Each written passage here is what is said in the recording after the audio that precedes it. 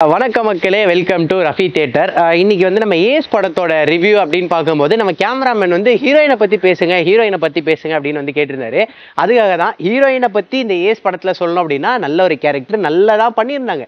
But அவங்க ஏதோ ஒரு கேமியோ பண்ணுற மாதிரி இருக்குது. ஏன்னா அவங்கள வந்து படத்தில் வந்து ஒரு ஒரு ஹீரோயினாக பார்த்து ஒரு பாட்டிலலாம் வருவாங்கன்னு பார்த்தா ஒரு எக்ஸ்டெண்டட் கேமியோ மாதிரி. கேமியோன்றதால நானும் கேமியோ பண்ணலாம் அப்படின்னு வந்திருக்கேன். நான் வெல்கம் ஏஸ் படத்தை பற்றி தான் நானும் சொல்லலாம் அப்படின்னு வந்திருக்கேன். நான் ஏன்னா அந்த படத்தை பற்றி பேசுறதுல ரொம்ப ஆர்வமா இருக்கேன். இப்போ வந்து நீங்க வந்து சொல்லியிருப்பீங்க அந்த படம் வந்து ஓகே பிளஸும் இல்லை மைனஸும் இல்லைன்னு சொல்லியிருப்பீங்க. என்னோட கருத்தை நான் சொல்றேன். அதாவது இந்த படம் வந்து தர்மதுரை அந்த காலத்துல வர வேண்டிய ஒரு படம், அதை கொண்டு வந்து இப்போ விட்டுருக்காங்க. இப்போ நீங்க பாத்தீங்கன்னா அந்த பிஎஸ் அவினாஷ்னு சொல்லிட்டு ஒரு வில்லன் இருப்பாப்ல, அந்த வில்லன் வந்து பாத்தீங்கன்னா ஏகே ஒரு ரெட் டிராகன் அப்படின்னு சொல்லுவாப்புல. அவரே சொல்ற படத்துல 2ஆம் கட்ட 3ஆம் கட்ட வில்லனா இருப்பாப்ல. இந்த படத்துல அவர் தான் மெயின் வில்லனா. அப்ப எவ்வளவு பழைய கதை யோசிச்சு பாரு. ஆனா மக்கள் என்ன பண்ணுவாங்கன்னாக்கா நம்ம காம்போ நல்லா இருக்கு, யோகி பாபு அண்ட் விஜய் சேதுபதி காம்போ நல்லா இருக்கு அப்படின்னு பேசுவாங்க. ஆக்சுவலா என்ன விஷயம்னாக்கா காம்போ நல்லா இல்லை, படம் கேவலமா இருந்தாலும் காம்போ நல்லா இருக்க மாதிரி உங்களுக்கு ஒர்க் அவுட் ஆயிருக்கு. அதாவது வேற ஒண்ணுமே கிடையாது. என்ன பொறுத்த வரைக்கும் பார்த்தா ரொம்ப பழைய கதை, ரொம்ப பழைய ஸ்டோரி. அதாவது இதுதான் கதை அப்படின்னு கிடையாது, என்ன நினைச்சாலும் அதெல்லாம் பண்ணுவாங்க. அதுதான் படத்தோட கதை. கிளைமேக்ஸ் எல்லாம் நான் இன்னொன்னு சொல்றேன், நல்லா கேட்டுக்கோங்க. படத்தோட ஆரம்பத்துல அவரோட ஐடென்டிட்டி எல்லாம் அழைச்சிட்டு வந்தாரு அப்படின்னு நம்ம உடனே நினைப்போம், நம்ம ஓஹோ இவர் வந்து பாம்பேல பாஷா பாயா இருந்தார் போல, இவரு இப்ப ஆட்டோ ஓட்டுற மாணிக்கமா இருக்காரு போல நம்ம நினைப்போம். கிடையாது. கடைசி அவர் என்ன பண்ணுவாரா, குப்பைக்காரங்கிட்ட வேலை செய்யறதுக்காக இவர் யோகி பாபு குப்பாள்றவர் அவர்கிட்ட வேலை செய்யறதுக்காக வருவாப்ல. இது விட்டு பரவாயில்ல, அந்த பேக் ஸ்டோரியே படத்துல அதுதான் அடுத்து வர.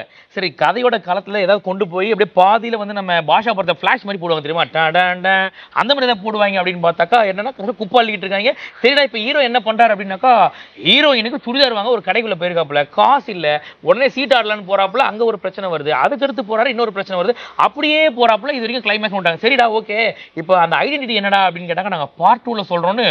அடேங்கப்பா இதுக்கு மேல பார்ட் 2வா விட்டுதான் மாதிரி ஓட்டு ஓடி வந்துட்டேன். அப்படிதான் இருக்கு மொத்த படமே. நீங்க கேமியோன்னு நான் கேமியோ பண்ணேன், மற்றபடி படம் நல்லா இருந்தாலும் சொல்லிக்கோங்க, எனக்கு ஒன்றும் பிரச்சனை கிடையாது. ஆனா என்ன பொறுத்தவரைக்கும் இந்த படம் வந்து ஒரு பெரிய டிசப்பாயின்மெண்ட். ஆனா சொல்லலாம் விஜய் சேதுபதி சாரோட படமே கிடையாது. நீங்க பாருங்க, நிறைய சின்ன சின்ன படங்கள் வந்திருக்கு. இந்த ஆக கடவனன்னு ஒரு படம் வந்திருக்கு. அந்த மாதிரி படங்கள்லாம் வந்து ஒரு சின்ன படம், ரொம்ப லோ பட்ஜெட்டு, ஒரு டெபியூ டைரக்டரு, வெறும் ரொம்ப வந்து 1.5 மணி நேரம் தான் படமே வச்சுக்கோங்களேன். அந்த மாதிரி படங்களுக்கு ஸ்க்ரீன் கிடைக்கல. இன்னைக்கு விஜய் சேதுபதி நடிக்கிறார் அப்படின்னு ஒரு ஏஸ்ன்னு சொல்லிட்டு ஒரு பெரிய பேனர் கீழே அது ஒரு நிறைய ஸ்க்ரீன் ஓப்பன் பண்ணிட்டாங்க. ரொம்ப தவறு, ரொம்ப தவறு, வன்மையாக கண்டிக்கிறேன். இது விஜய் சேதுபதி சார் படமே கிடையாது. ஒரு பெரிய டிசப்பாயின்மெண்ட். விஜய் சேதுபதி சார் அப்படின்றது ஒரு கேரக்டர் ஆர்டிஸ்ட். அவர் வந்து பார்த்தீங்கன்னா இந்த மகாராஜா அந்த மாதிரி விடுதலை அந்த மாதிரி கேரக்டர் ஆர்டிஸ்டா போயிட்டாரு. அவரை கொண்டு வந்து திருப்பி நீங்க ஒரு ஆக்ஷன் ஹீரோவா போட்டீங்கன்னா ரொம்ப தவறு அப்படின்னு தான் சொல்லுவேன். மற்றபடி வந்து நீங்க கண்டினியூ பண்ணிக்கோங்க. ரேட்டிங் இந்த படத்துக்கு 10க்கு ஒரு 3 மார்க் தரலாம், அவ்வளவுதான். அது ஹீரோயினுக்காக, ஹீரோயின் கூட இருக்கவங்களுக்காக.